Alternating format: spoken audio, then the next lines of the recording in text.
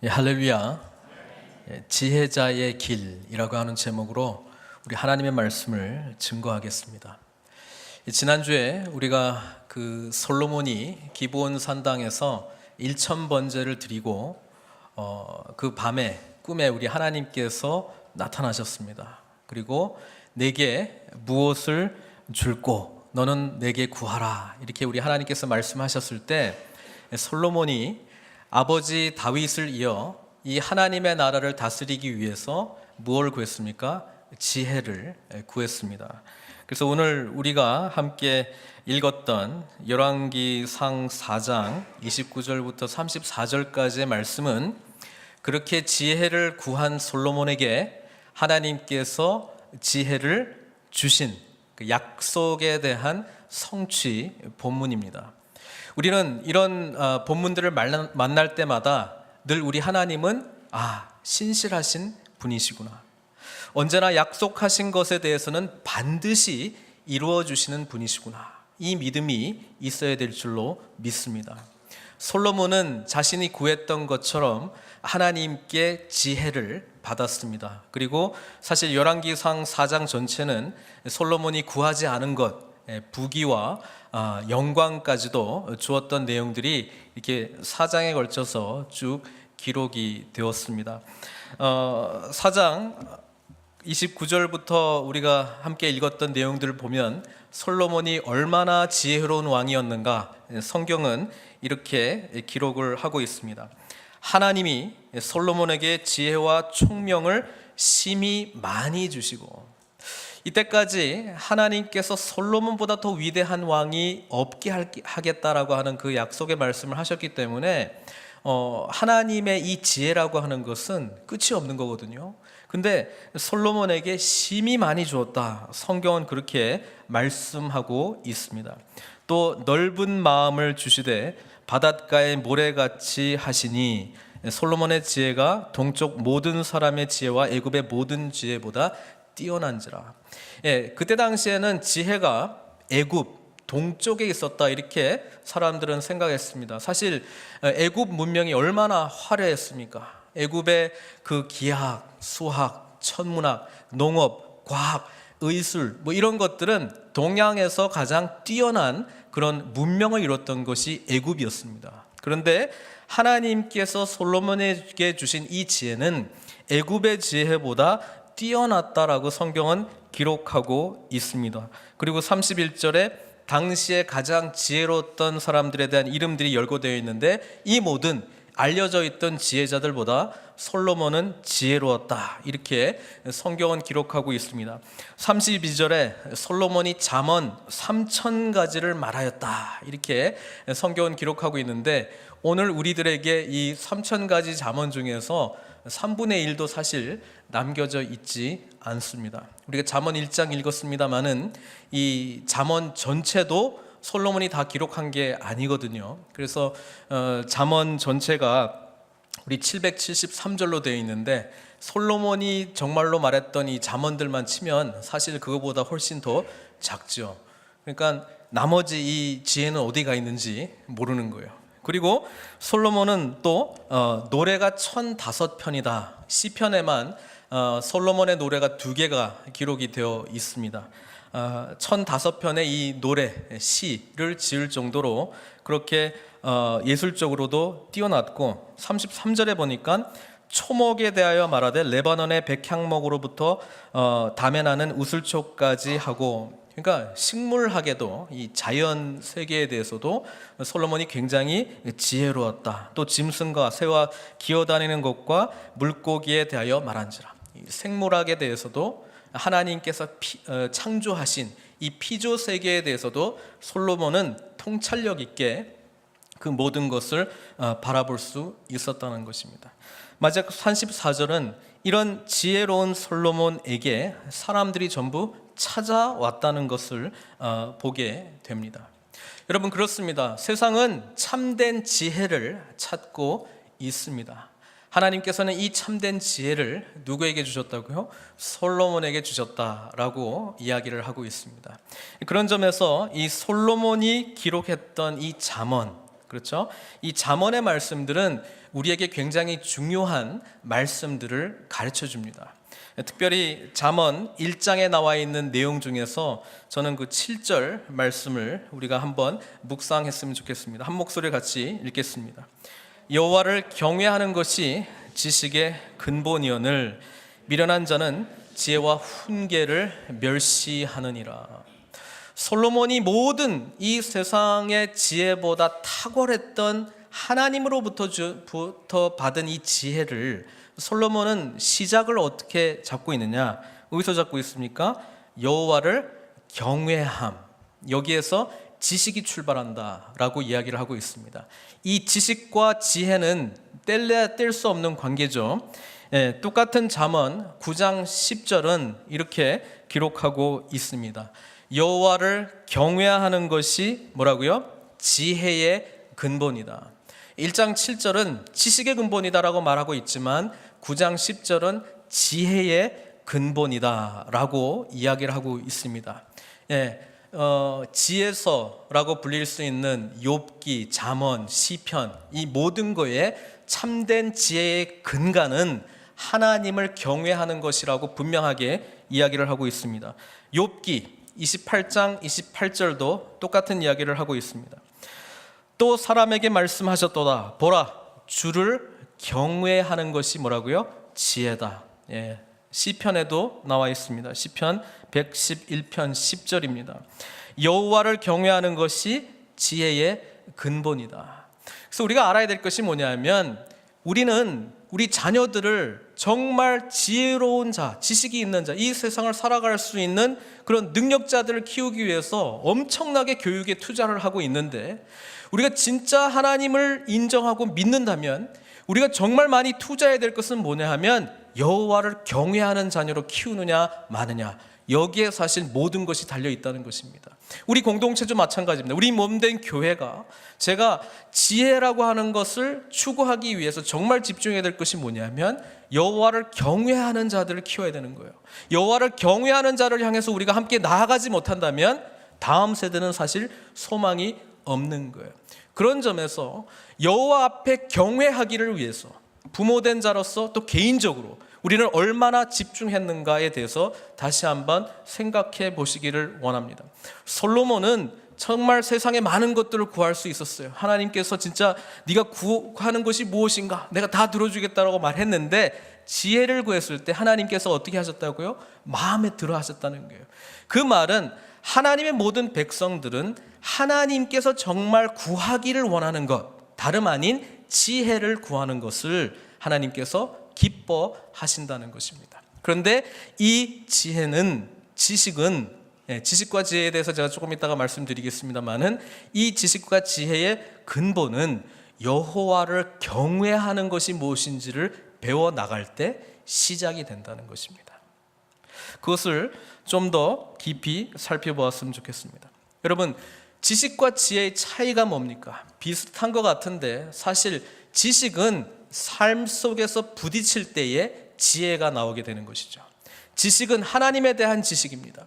하나님에 대한 알은 오늘 우리가 세상을 살아갈 때 사람들과 어떤 문제에 직면했을 때, 그렇죠? 그럴 때 어떻게 반응하는가가 지혜를 통해서 나온다는 이야기입니다.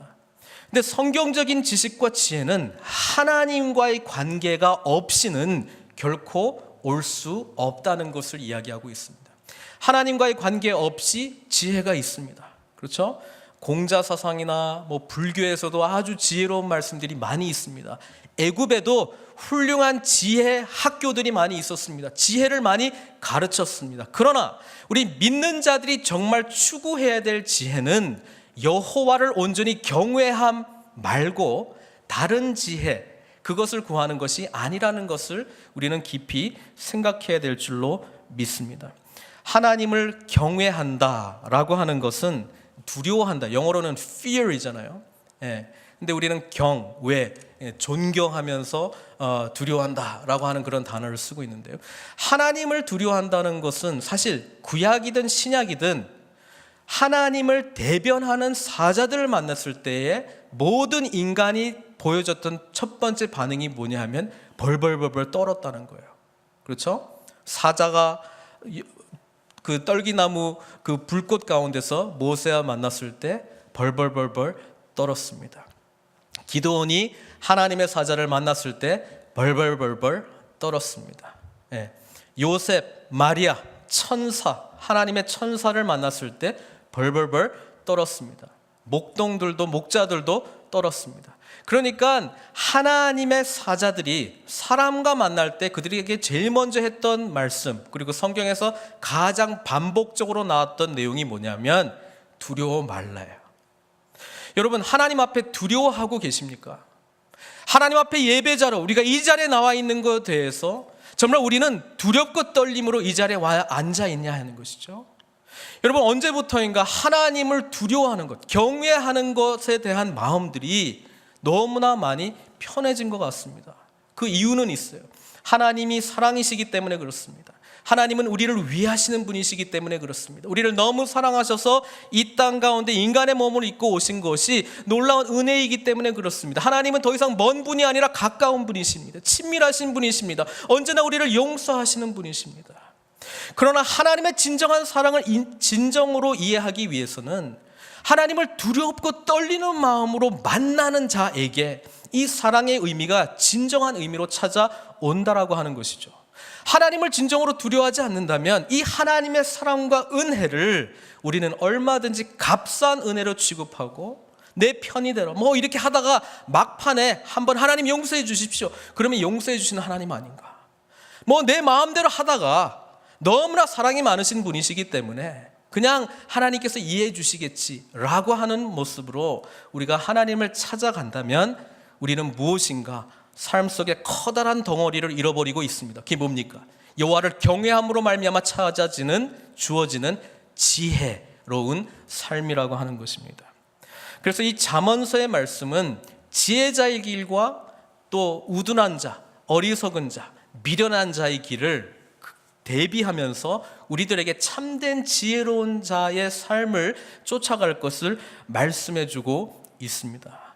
그런데 잠언서 읽어보시면 어리석은 자, 미련한 자 이런 표현들이 많이 나와 있는데요, 영어 성경은 이것을 fool이라고 번역을 했습니다.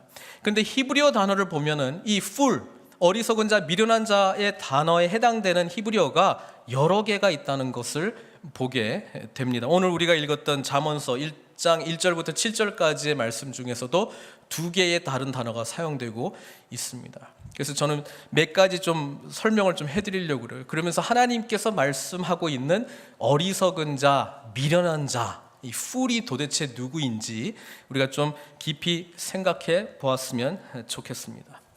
첫 번째는 우리 다윗 왕에 관련된 이야기를 할 때 아비가일 이야기 기억나시죠? 그리고 아비가일이 원래 결혼했던 남편이 있었습니다. 그 사람 이름이 뭡니까? 나발입니다. 나발이 어리석다라고 하는 뜻인데 잠언에는 나타나지 않는 단어입니다. 특이하죠? 그러면 어디 나타나느냐? 시편 14편 1편에 나타나요. 1절에 그거 한번 제가 읽어드리겠습니다. 뭐라고 되어 있냐면 뭐라고 되어 있습니까? 어리석은 자는 그의 마음에 이르기를 하나님이 없다 하는도다. 기본적으로 잠언 앞에 서 있는 사람들은 하나님이 없다 이렇게 말하는 사람들이 아니라는 거예요. 근데 시편에서 말하고 있는 이 나발이라고 하는 이 어리석다라고 하는 사람은 무신론자죠. 하나님이 없다라고 생각하는 사람이죠. 그러니까 하나님이 없는 세상에서는 누가 결국 자기 인생을 책임져야 됩니까? 자기입니다. 자기가 자기 인생을 책임져야 되는 거예요. 그러니까 하나님이 없기 때문에 그들은 성경적인 그 정의에서는 그들은 부패하고 그 행실이 가증하니, 왜? 성경적인 인간론은 이렇습니다. 우리는 깨진 하나님의 형상이 되어 있는 죄가 있는 존재거든요. 그러니까 죄 있는 존재가 완벽하지 않은데, 완전하지 않는데 하나님 없이 나는 완전해질 수 있다라고 생각하는 것처럼 어리석은 게 없는 거예요. 그러니까 그 사람들이 결국 가게 되는 길이 부패하고 그 행실이 가증하고 선을 행하는 자가 없도다. 왜? 부패하지 않는 것, 거룩한 삶이죠. 행실이 가증한 것, 하나님 보시기에 옳지 않은 삶이죠. 선을 행하지 않는 것, 온전한 선은 하나님께로부터 나오는 건데 하나님 없이 사니까 그것을 어떻게 삶 가운데 이룰 수가 있겠습니까? 당연한 것입니다. 그런데 잠언서에는 이 나발이라고 하는 존재는 아닙니다. 그 사람을 이야기하는 것이 아닙니다. 그러면 지금 잠언 1장을 보시면요, 4절 한번 보세요.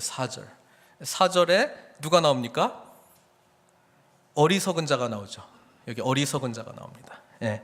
영어 성경을 보시면 이 어리석은 자를 fool이라고 번역을 안 하고 simple one이라고 번역하고 있습니다. simple이 뭡니까? 단순한 사람이에요.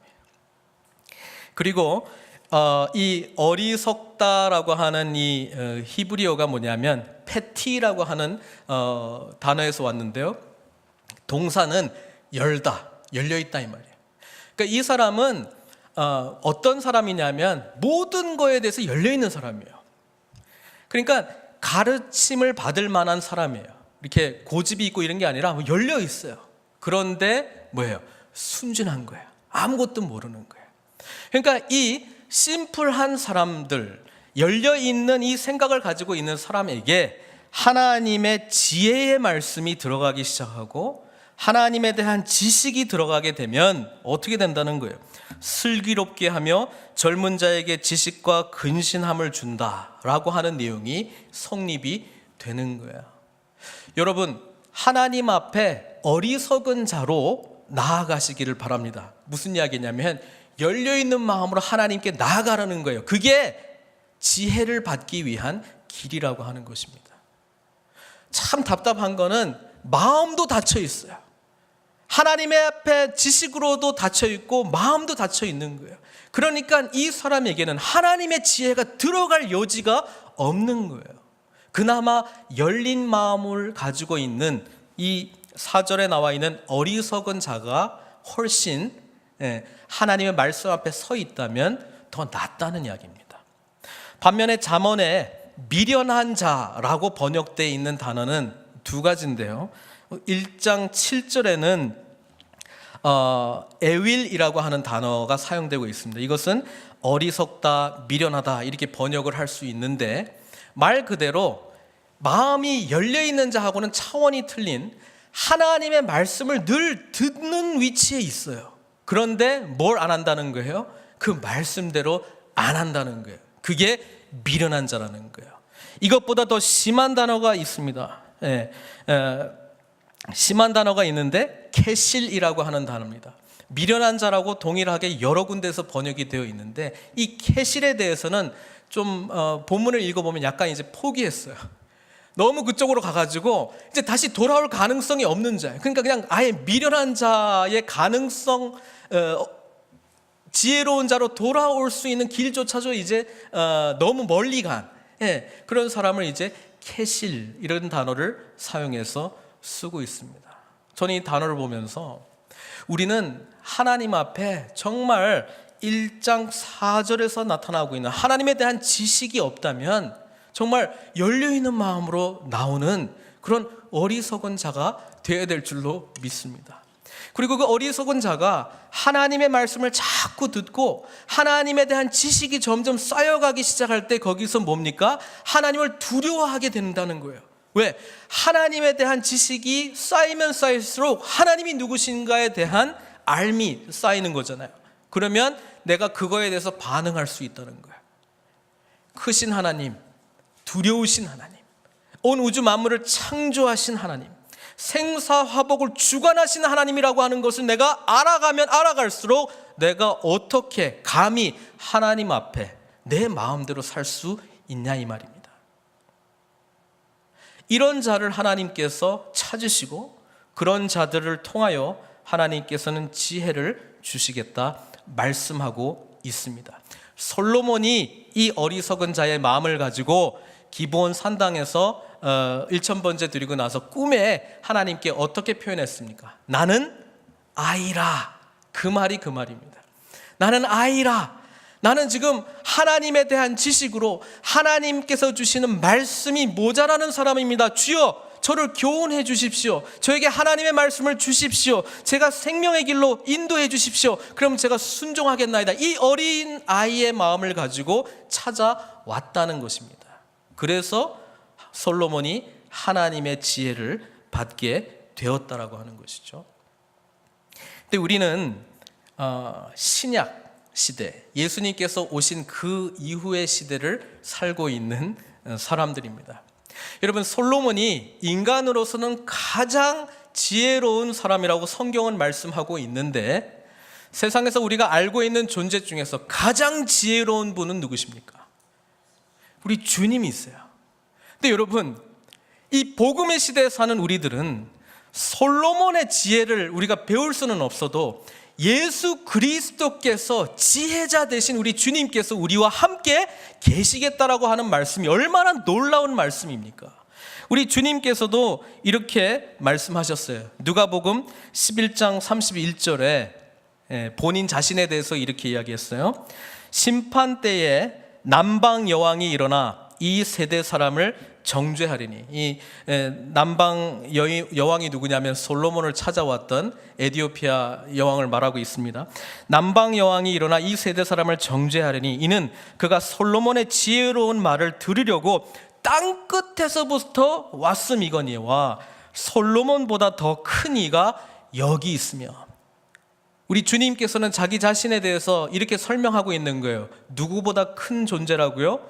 솔로몬보다 큰 이, 솔로몬보다 지혜로운 이가 여기 있는데, 남방 여인은 그 먼 길을 마다하고 지혜로운 말씀을 솔로몬의 입술을 통해서 듣기 위해서 찾아왔는데, 오늘 이 세대 사람들이 심판받을 이유는 뭐냐면, 예수님께서 우리와 함께 사시겠다는데, 예수님께서 우리와 동행하시겠다는데 그 지혜를 찾는 자가 없다는 거예요. 사랑하는 성도 여러분, 우리 주님께서는 솔로몬보다 더 크신 분이시고 지혜자신입니다. 누가복음에 보면 예수님의 어린 시절에 대한 기록이 나와 있습니다. 12살 때 예수님께서 그때 어디 가십니까? 성전에 가십니다. 그죠? 근데 그 성전에 대한 내용 앞 뒤에 뭐라고 되어 있냐면, 한번 읽었으면 좋겠는데요. 성경에 보면 그 예수님께서 부모님과 함께 12살 때 성전에 갔다가 이제 돌아왔는데, 부모님들은 예수님께서 없어졌죠. 예. 근데 그 앞뒤 내용에 보면 이렇게 되어 있습니다. 누가복음 2장 40절이에요. 그러니까 성전과 관련된 내용 시작하기 전에 누가복음 2장 40절은 이렇게 기록되어 있습니다. 아기가 자라며 강하여지고 지혜가 충만하며 하나님의 은혜가 그의 위에 있더라. 뭐가 충만했다고요? 지혜가 충만해요. 그리고 12살 때 성전 다녀왔던 이야기 끝나고 난 다음에 무슨 이야기가 나오냐? 52절입니다. 예수는 지혜와 키가 자라가며 하나님과 사람에게 더욱 사랑스러워 가시더라. 여러분, 성경에 이렇게 똑같은 내용들이 샌드위치처럼 양쪽에 그 빵처럼 이렇게 나와 있다면 중간 부분이 중요하다는 것을 강조하는 문학적인 기법입니다. 여러분, 가운데가 뭐예요? 예수님께서 어디 가셨다고요? 성전에 가셨다는 거예요. 그리고 성전에서 뭘 했냐면은 이걸 했어요. 46절입니다. 누가복음 2장 46절. 사흘 후에 이제 부모님들이 예수님 못 찾다가 이제 다시 갔죠. 성전에서 만난즉 그가 선생님들 중에 앉으사, 여러 율법 선생님들 중에 앉으사 그들에게 뭘 해요? 듣기도 하시며 묻기도 하시니 듣는 자가 다 그 지혜와 대답을 놀랍게 여기더라. 무슨 이야기입니까? 지혜는 하나님을 만나는 장소에서 이루어진다는 거예요. 하나님을 만나는 성전 가운데서 이루어지고, 예수님의 지혜가 자라났다는 것은 율법의 선생님들, 랍비들이죠. 그들과 하나님의 말씀에 대해서 듣기도 하고 묻는 이 인터랙션 가운데에서 뭐가 자라났다? 지혜가 자라났다는 거예요. 그런 차원에서 우리가 하나님의 말씀을 연구하고 이 말씀을 적용해 나가는 것이 얼마나 중요한지 모릅니다. 여러분, 큐티 그것을 하느냐 안 하느냐, 율법주의적으로 가게 되면은 했다 안 했다, 가지고 평가할 수 있습니다만은 진짜 한 거 안 한 거는요, 그것을 통해서 우리의 삶 가운데에 처절하게 이 말씀을 어떻게 정욕할 것인가 정말 씨름하면서 찾아냈던 하나님의 말씀 붙들고 승리하는 그 삶 가운데 뭐예요? 우리의 지혜가 자라난다는 거예요. 하나님의 말씀에 대해서 우리가 흡수하는 지식이 쌓여가는 과정뿐 아니라 이 삶 가운데 적용함으로 나아갈 수 있는 지혜로운 자가 되기 위하여 끊임없이 이 말씀 붙들고 적용하는 삶을 살아야 된다는 거예요. 그래서 우리 공동체 안에서 진정으로 나눠야 될 내용들은 뭐냐면, 어떻게 우리의 구체적인 삶 가운데 이 하나님의 말씀이 적용되어 가고 있는가 묻기도 하고 듣기도 하고 나누기도 할 때, 그때에 지혜로운 자가 되어 간다는 것입니다. 그런데 이 자리가 있음에도 불구하고 제대로 나누지 못하는 분들은 뭐가 없기 때문에, 하나님을 경외하는 마음이 없기 때문에 안 되는 거예요. 그게 그렇게 중요한 것처럼 안 느껴지는 거예요. 하라고 해서 한 거고 가라고 해서 간 거지, 이걸 내가 정말 하나님을 두려워하고 내 삶 가운데 하나님의 말씀에 인도하심 없으면 안 된다라고 하는 그런 마음으로 나아간 것이 아니기 때문에 이 하나님의 지혜가 우리 삶 가운데 온전히 나타나지 않는다는 사실입니다.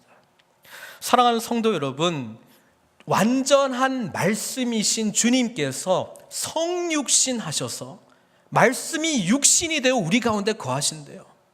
이 주님께서 살아계신 말씀입니다. 이 주님께서 우리와 함께 하시겠다고 임마누엘로 불러달라고 말씀하시지 않았습니까? 이 주님께 왜 날마다 나아가지 않습니까? 하나님이 두렵지 않기 때문에 그렇습니다. 하나님이 두렵지 않기 때문에 그렇습니다. 성도 여러분, 이 삶 가운데 진정한 복된 삶을 살기 위해서는 지혜가 있어야 된다고 우리 잠언서의 말씀이 누누이 이야기하고 있어요. 제가 읽어드리려고 해요. 잠언 3장 13절부터 18절까지의 내용입니다. 지혜를 얻은 자와 명철을 얻는 자는 복이 있나니 이는 지혜를 얻는 것이 은을 얻는 것보다 낫고 그 이익이 정금보다 나음이니라. 지혜는 진주보다 귀하니 내가 사모하는 모든 것으로도 이에 비교할 수 없도다. 여러분, 은, 금, 진주, 오늘 우리는 무엇을 더 두려워합니까? 돈 있는 거, 돈 없는 거를 사실 하나님 두려워하는 것보다 더 두려워하지 않습니까? 잠언서의 말씀이 정확한 거예요. 진짜 뭘 두려워하고 있는지 내 자신을 살피지 않는다면 진정한 지혜는 시작조차도 안 된다는 거예요. 끊임없이 아닌데, 지혜보다는 은이 더 중요한데, 그래도 금이 더 나은데, 진주가 더 나은데, 이런 생각을 하고 있다면 하나님이 내 앞에서 두려워하는, 경외하는 존재로 존재할 수가 없습니다. 그래서 지혜로운 삶이 시작이 안 된다는 것이죠. 계속 읽겠습니다. 그의 오른손에는 장수가 있고, 구약 개념은 장수지만 신약 개념은 영생입니다. 그의 왼손에는 부귀가 있고, 세상이 지는 이 부귀 영화가 아닙니다. 솔로몬에게 한정된 부귀 영화가 아니고 하늘의 모든 부귀 영화가 우리에게 유업으로 주어졌다. 에베소서 말씀이 너무나도 분명하게 말씀하고 있지 않습니까? 그 길은 즐거운 길이래요. 그의 지름길은 다 평강이니라. 지혜는 그 얻는 자에게 생명나무라. 지혜를 가진 자가 뭐라고요? 복되도다. 이렇게 이야기하고 있습니다. 성경 말씀은 이렇게 기록되어 있어요. 여러분, 이 말씀 앞에 우리 자신은 과연 이 고백대로 하나님 앞에 나아가고 있는지 진실하게 물어야 될 줄로 믿습니다. 사실은 진짜 두려워하는 것 때문에 우리가 움직이는 거예요. 진짜 두려워하는 것 때문에 우리가 움직이지, 내가 고백했던 대로 움직이느냐 안 움직이냐는 삶 속에서 경험해봐야 내가 이런 사람이구나 깨닫게 되는 거예요. 그러니까 하나님의 위대한 사람들은 언제나 아무것도 없고 주님만 의지할 수 있는 상황으로 늘 우리를 한 번씩 가게 하는 거예요. 거기에서 내가 진짜 열망하고 두려워하는 것이 무엇인지를 깨닫게 하기 때문에 그렇습니다. 사랑하는 성도 여러분, 우리 주님께서 살아계신 말씀이시기 때문에 주님을 온전히 붙드시기를 바랍니다. 그러면서 주님께서는 야고보서 말씀을 통해서 오늘 우리들에게 이 지혜를 구하는 것을 요청하고 있습니다. 야고보서 1장 5절 말씀이죠. 너희 중에 누구든지 지혜가 부족하거든 모든 사람에게 후히 주시고, 왜? 원하시니까, 주고 싶으니까, 이걸 구하는 자를 기뻐하시니까 꾸짖지 아니하시는 하나님께 구하라. 그리하면 주시리라. 말씀은 있어요. 그런데 구하는 자가 없어요. 우리 기도 제목과 쭉 비교해 놨을 때 지혜를 구하는 자가 많으냐? 아니면 지금 이 상황 가운데 이 뚫고 나가라고 은 달라, 금 달라, 진주 달라 하는 사람들이 더 많으냐? 어느 쪽이 더 많을까요? 하나님의 참된 지혜를 구하는 자가 없다는 거예요. 에베소서 말씀은 더욱 놀라운 말씀을 해주고 있습니다. 1장 17절 말씀인데요, 제가 읽어드리겠습니다. 우리 주 예수 그리스도의 하나님, 영광의 아버지께서 지혜와 계시의 영을 너희에게 주사 하나님을 알게 하시고, 예수님을 나의 구주로 고백한 자는 이 지혜와 계시의 영, 성령께서 우리와 함께 하시다는 것을 믿으십니까? 오늘 우리가 지혜로운 자의 삶을 살기 위해서 사실 모든 조건은 충족된 거예요. 고린도전서 1장 30절은 예수님에 대해서 하나님의 지혜라고 말씀하십니다. 하나님의 지혜이신 주님께서 우리와 함께 사시겠대요. 성령께서 지혜와 계시의 영이 되셔서 이미 우리가 예수 그리스도를 나의 구주로 영접한다면 우리 안에 내주하시고 함께 하시겠대요. 하나님은 우리에게 누구든지 지혜가 부족하거든 구하라라고 말씀하시고 있습니다. 주시겠다고, 풍성하게 주시겠다고. 반응하지 않을 뿐입니다. 그리고 더 핵심은 하나님이 두렵지 않기 때문에 그렇습니다. 우리는 어디에 있는지, 하나님께서 오늘을 살아가는 나에게 무엇을 요구하시는지 다시 한번 말씀으로 돌아오시는 저와 여러분들 되시기를 바랍니다. 이미 구하면 다 주시겠다고 약속하신 하나님, 이미 우리 안에 있는 성령께서 인도하시는 삶, 성령님을 인정하는 삶을 살 때에 지혜로운 자의 삶을 살아갈 수 있도록 능력을 주시겠다고 말씀하신 하나님, 그리고 친히 말씀이 육신이 되어 우리로 하여금 단절되었던 하나님의 관계를 다시 회복시켜 주시고 영생으로 나아갈 수 있는 길을 주셨을 뿐 아니라 지혜 자체이신 우리 주님께서 하나님의 지혜가 되어 우리의 삶을 주관하시고 우리의 왕이 되시겠다라고 말씀하신 주님 앞에 우리가 늘 동행함으로, 주님을 의지함으로 나아가야 되지 않겠습니까? 지혜자의 길을 가십시다. 지혜가 풍성한 늘 푸른 선교교회 되기를 바랍니다. 그리고 지혜 가운데 오늘도 하나님 앞에 승리함으로 나아가는 저 여러분들 되시기를 주님의 이름으로 축원드립니다.